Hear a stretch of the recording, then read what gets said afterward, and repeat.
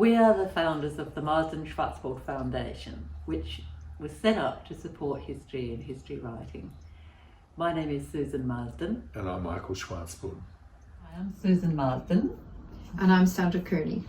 And we are doing a project of the Marsden Szwarcbord Foundation, which supports the writing of history. But in this case, we're talking about you doing the history, and we're calling it Make History at Home. And it's been prompted by the COVID-19 pandemic, but of course you can do it at any time when you've got time at home. You may have more time than usual. What we want to say is you are a resource, you are a treasure, you know a lot more than you might even think you know, and you can make use of this in all sorts of ways. The first session that we're going to present is called Start With Yourself.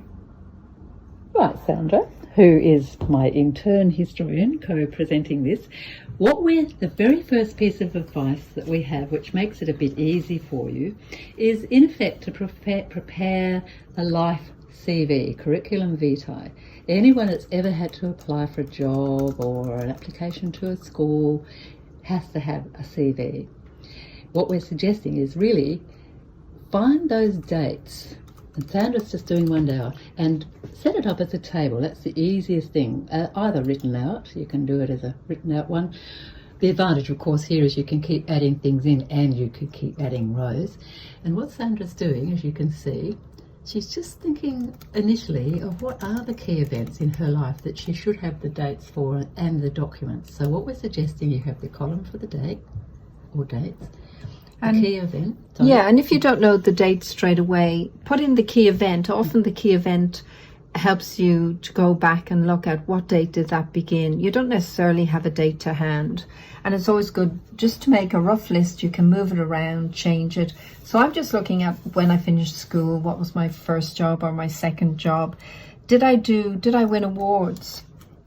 That's true. And here we've got, on the other columns, we've got a column called Related Documents. And what we mean by that, for example, and I'll just move us around the room in my study, while Sandra goes on adding in some dates, is over here, for example, here on my wall is my PhD certificate that I was awarded in 1995. And as it happens, next to it, there's an award, like the 2012. So you obviously should have, if you don't, your birth certificate or a copy of it, which you can get these days. And you should actually have the paper documents if you can, as a safeguard.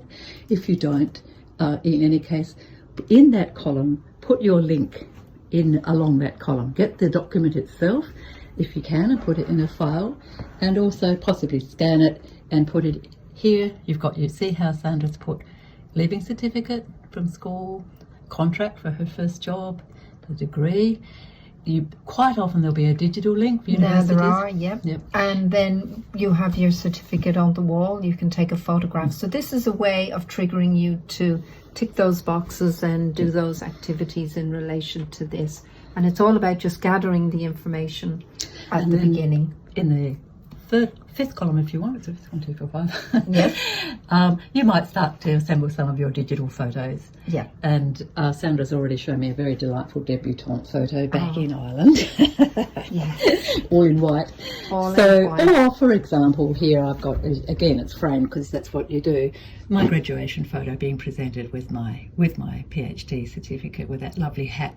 And a small boy of my acquaintance says he wants to go to university because he wants to have a hat. The next thing you could do is a timeline of your life, and that can be more detailed. It can be as detailed as you like. And I've got a friend I suggested to do this to, and here is a lovely photo of him.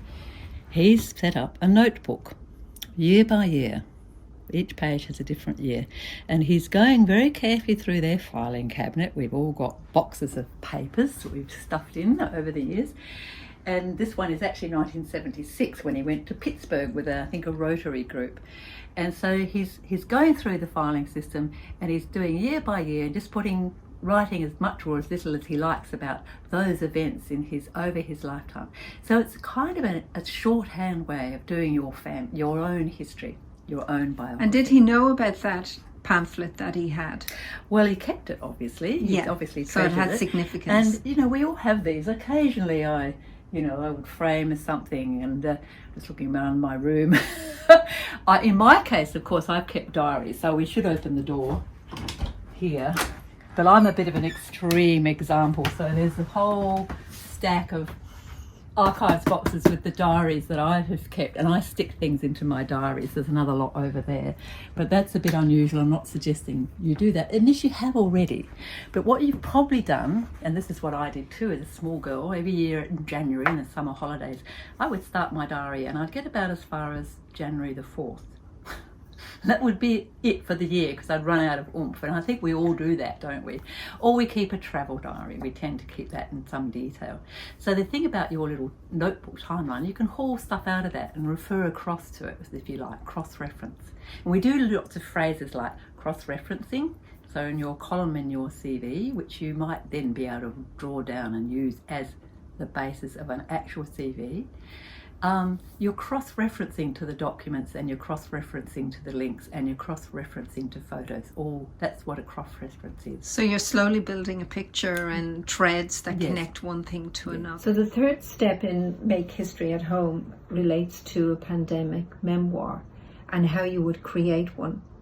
And a pandemic memoir includes your thoughts, your observations, your perspective on what it was like to be in lockdown, what it was like to be in close proximity to family and friends, and what sort of things you did, activities you undertook. And that could have been as simple as watching Netflix, or maybe doing jigsaws with your children, or homeschooling. And it's how you actually experienced this significant moment in history, how it was lived, because in years to come that will be quite important for people to look back on and to know what it was like for you. And as an example, close to home in my own study, I, as you know, keep diaries, and I've been keeping very closer than usual diaries about not only the pandemic period, but also, I have to say, the Black Summer, as we call it in Australia, the climate crisis summer.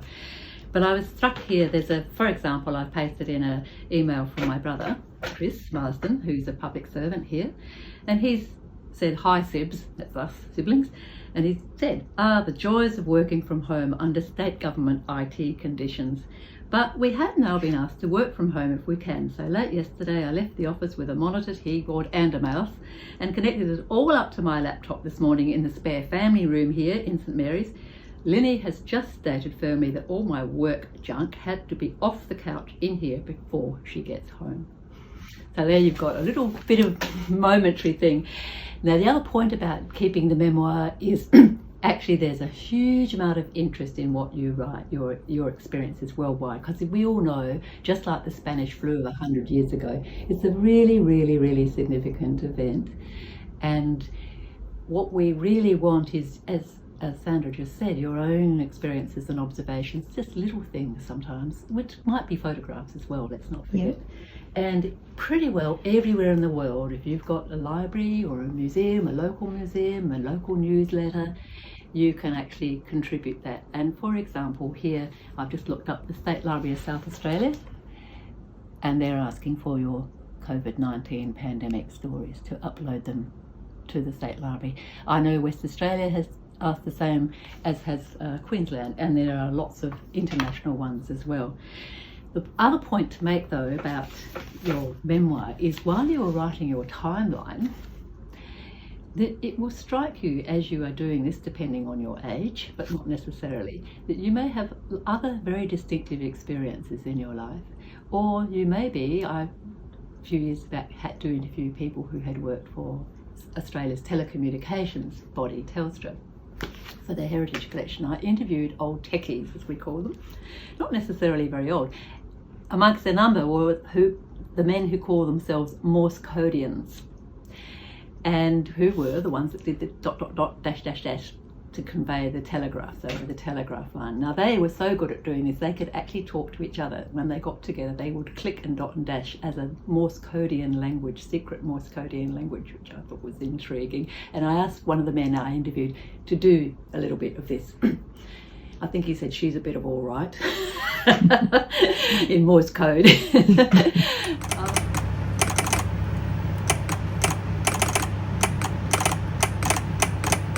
course, that's very slow. As you can see, it would have come out like that originally. And that would be passed to the next fella, who would have to read it out to the next fella who would write it out and then deliver the message. That's it. Can you show me it on the tape? Yes, so is. So the point is, or you might have gone off to the Antarctic, on a trip, one of those early tourist trips. It doesn't matter, really.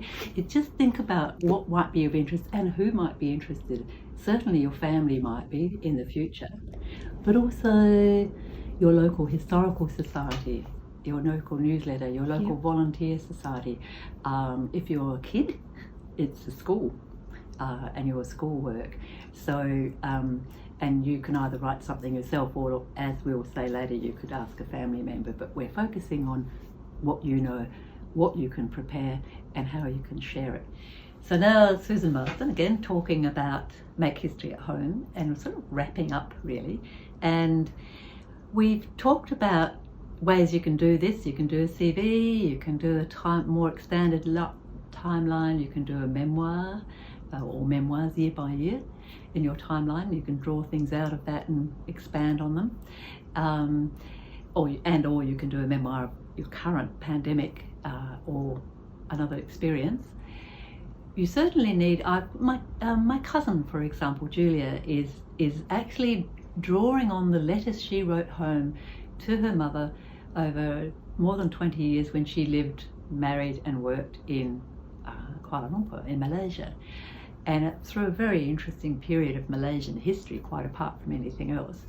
And so the first thing she had to do was organise them in the year, because they didn't always have the dates, always put dates on things. And then she's drawing on them as a sort of aid memoir to actually write her memoirs. But the other important thing to say about this is, as you're doing this, share it with your family. While you're in lockdown, for example, it's nothing to stop you attaching this as a document and emailing it. You might have questions, you say, can you read this? Or it might be very interesting to get your family's feedback on it, as Julia is doing with her 3 adult children. So that's a nice thing to do. Sandra also has some observations to make. I would say one of the first things to do is get a good step notebook and some soft pens or pencils. And the pencils can be used to put dates and names on the back of photographs. And just jot it down. You don't need to be tech savvy. You can ask somebody else to video you on your phone or their phone, and you can get that loaded up and compile it with the rest of your documents. But really just start with a good notebook and some good pencils and start jotting down ideas and thoughts and share it with people and get a discussion going at home. And I think that's probably the wrap up for Make History at Home this time. Also, however, we are creating a Facebook. So we will be posting some of the related photos we talked about today and others. Similarly with Instagram, hashtag Make History at Home. And if you do want to check out the Marsden Szwarcbord Foundation, it's very simple. We're in the process of creating that website. So now we're finishing up with a few illustrations which we've taken from the associated Instagram posts. And this is for Start With Yourself. Here is Major, and he shared his story in the book Stories Behind the Faces, which was published by City of Charles Sturt. Here, this photograph, you start with yourself. You can select and scan and identify significant photos masking your lifetime CV. This is Marika Szwarcbord, and her photo of Paul and Giselle Gerrio's children at Bonagilla migrant camp in Victoria, February 1967, after migrating to Australia from France. Here, I like this one. This is I am with doing a DNA search, part of the National Genographic Project, and I found out that I am actually 97% British. This is after 6 generations of family in Australia, and I claim to be more English than the Queen.